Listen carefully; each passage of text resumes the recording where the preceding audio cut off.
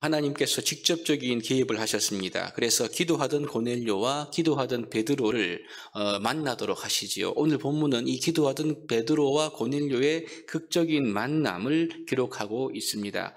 고넬료가 보낸 사람들은 어제 본문에 요바까지 와서 베드로를 잘 만나게 되었습니다. 그리고 천사의 지시를 받은 고넬료를 베드로에게 소개를 하고 고넬료의 집으로 그를 청했습니다. 그리고 난 다음 이 무두장이 시몬의 집에서 하루를 유숙했지요. 그리고 다음 날, 이제 오늘 본문부터입니다. 베드로는 그들과 함께 가이사랴로 출발했습니다. 이때 23절에 보시면 요바에서 온 어떤 형제들도 함께 갔다, 이렇게 기록을 하고 있지요. 이 말은 베드로가 혼자서 그들과 간 것이 아니라 여러 사람과 함께 갔다. 즉 유대인들, 할례 받은 신자 총 6명과 함께 가이사랴로 갔다는 것을 우리에게 알려주고 있는 것입니다.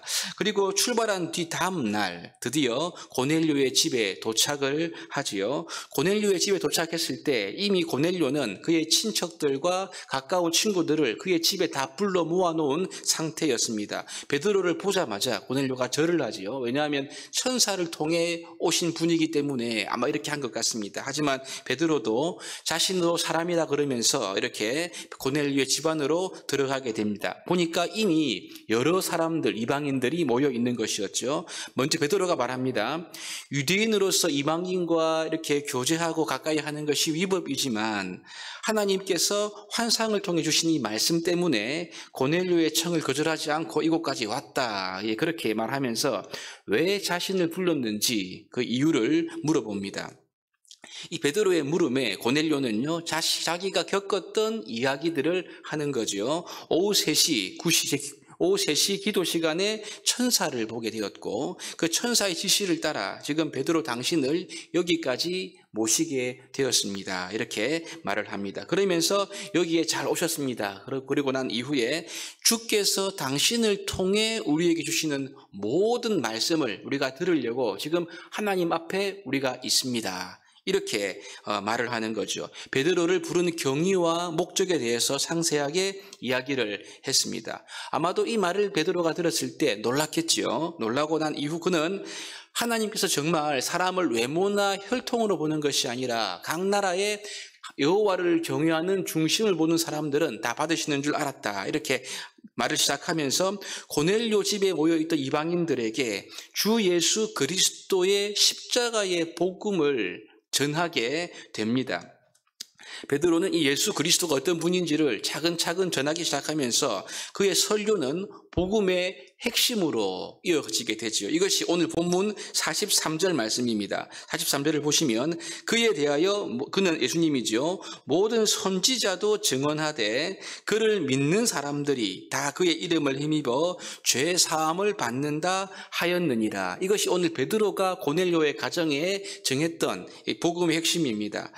지금 이방인들이 예수 그리스도를 믿음으로 말미암아 얻는 이 죄 사함, 그로 말미암아 하나님의 백성이 된다. 이 메시지를 듣고 있는 거죠. 이때 놀라운 일이 일어나게 됩니다. 그게 뭐냐면 베드로가 안수한 것도 아닙니다. 설교를 하고 있는데 말씀을 듣는 사람들, 이방인들에게 성령님이 마치 오순절 때와 같이 임하는 사건이 발생하게 된 거죠.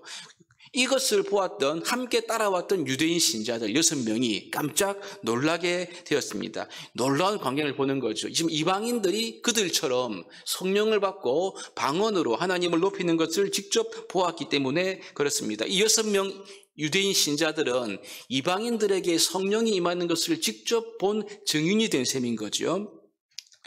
여러분, 베드로는 이제 이방인들이 성령 받은 것을 보고 어떻게 이들에게 세례를 금할 수가 있겠느냐 하면서 예수 그리스도 이름으로 세례를 주라, 그렇게 명령하는 것을 보게 됩니다.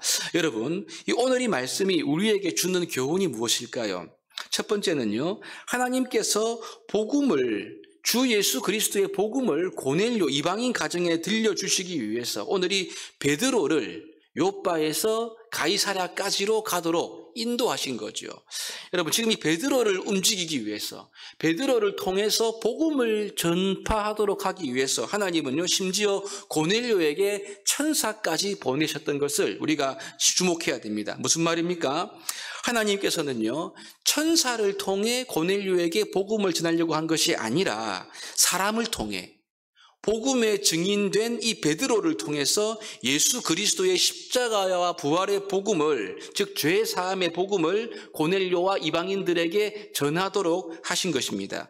여러분, 우리가 받은 복음, 우리가 특별히 증거하는 이 복음은요, 천사도 할 수 없는, 천사도 흠모하는 하나님의 사람들에게만 주어진 놀라운 특권임을 아십니까?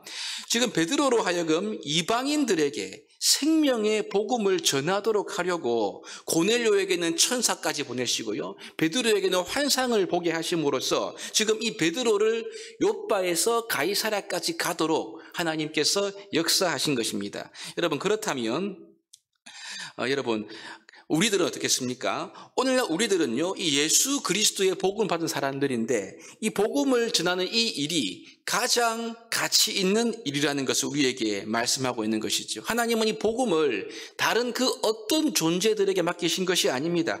오직 사람에게, 주를 믿고 경외하는 생명의 복음을 받은 저와 여러분들에게 이 복음 전하는 일을 맡기셨다, 이렇게 우리에게 말씀을 하고 있는 것이죠. 그러므로 저와 여러분들은 천사보다 훨씬 더 존귀하고 귀한 존재이고 귀한 복음 증거하는 일을 맡은 자들이라는 것을 깨달을 수가 있습니다. 여러분, 우리가 때로는요, 복음을 전하다가 박해를 받기도 하고요, 어려움을 당하기도 합니다. 지금 요즘 같은 시대에는요, 복음 전하는 것 자체가 어려운 시대가 아닙니까? 하지만 여러분, 분명한 사실은 이 복음을 전하는 이 귀중한 사명, 주 예수 그리스도의 생명의 구원의 복음을 알리는 이것은요, 천사도 할 수 없는, 천사도 흠모하는 축복 중의 축복이라는 사실을 우리가 믿어야 할 것입니다. 우리가 믿는 이 예수님을 우리의 이웃들에게, 불신 친구들에게, 또 직장 동료들에게 전거하는 이 일은요, 그 누구도 대신할 수가 없는, 복음을 받은 우리들만이 감당할 수 있고 또 우리들에게만 맡긴 하나님의 사명이라는 것이지요.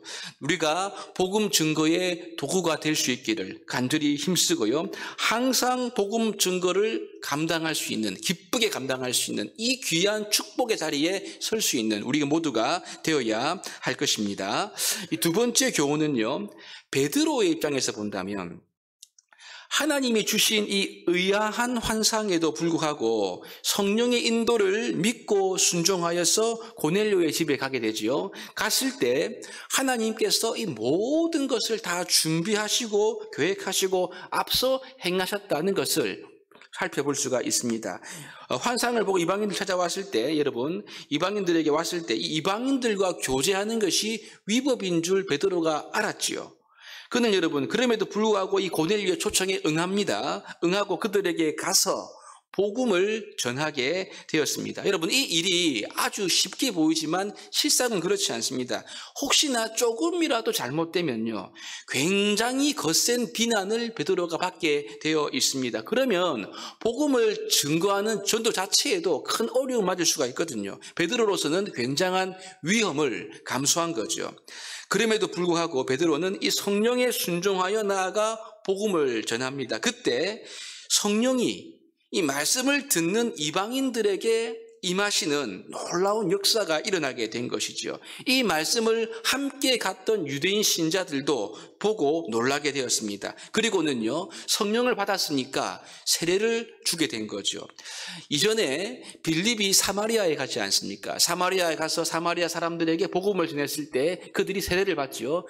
세례받고 난 이후에 베드로와 요한의 안수로 사마리아 땅에 성령이 임함으로써 사마리아에 임한 복음이 동일한 것이다, 예루살렘 교회와 같은 것이다, 이것이 증거되었는데요, 오늘 여기에서는 지금 반대로 세례 먼저 성령이 아니고 성령님이 먼저 이방인들에게 급하게 지금 임하고 있다는 것을 우리가 볼 수가 있는 것입니다. 그만큼 여러분, 지금 하나님 관점에서는 이방인들을 향한 복음 전파의 일이 그만큼 급하고 이 일은 태초부터 계획되어 온 하나님이 간절히 원했던 사역이라는 것을 우리에게 알려주고 있는 것이지요. 그러니까 안수할 필요도 없이 말씀을 듣는데, 복음을 듣는데 그 자리에서 성령이 임하고 방언을 하고 놀라운 하나님을 찬양하는 일이 일어나게 된 것입니다. 하나님께서 이 일을 직접 행하신 것이지요. 성령의 인도를 따라 베드로가 하나님의 말씀을 순종했을 때 그 누구도 이 일에 대해서 문제 제기를 할 수 없도록 확실한 은혜를 하나님께서 허락하심을 볼 수가 있습니다. 여러분, 이것은 우리도 마찬가지입니다. 우리에게 하나님께서 은혜를 주시고 순한 마음을 주시고 성령의 감동을 주실 때 그 말씀과 하나님의 부름과 그 뜻에 순종해서 나아가면 하나님께서 모든 것을 완벽하게 앞서 행하신다는 것을 우리는 믿어야 합니다. 왜냐하면 하나님이 살아계시기 때문이죠. 그분의 말씀을 순종해 나가면 하나님께서 우리를 인도하시는 것이죠. 여러분, 우리가 오늘 이 말씀을 가슴에 새기기를 원합니다. 복음을 전하는 것, 생명의 복음을 우리의 이웃들에게, 불신자들에게 증거하는 이 일은 그 누구에게도 맡기신 것이 아니라 우리에게 주신 최고의 축복이라는 것을 믿으시기를 바랍니다. 천사도 할 수 없는, 천사도 흠모하는 일을 저와 여러분들에게, 예수의 증인인 저와 여러분들에게 맡기신 것입니다. 이 놀라운 일을 우리가 믿고 순종하고 하나님의 부름을 따라 나아가면 하나님께서 우리의 삶에 앞서 행하시는 것이지요. 하나님이 앞서 일하시는 것이지요. 그래서 하나님께서 영광을 받으시는 것입니다. 이 놀라운 하나님의 일하시는 역사에 쓰임받는 우리 모두가 될 수 있기를 주님의 이름으로 축복합니다.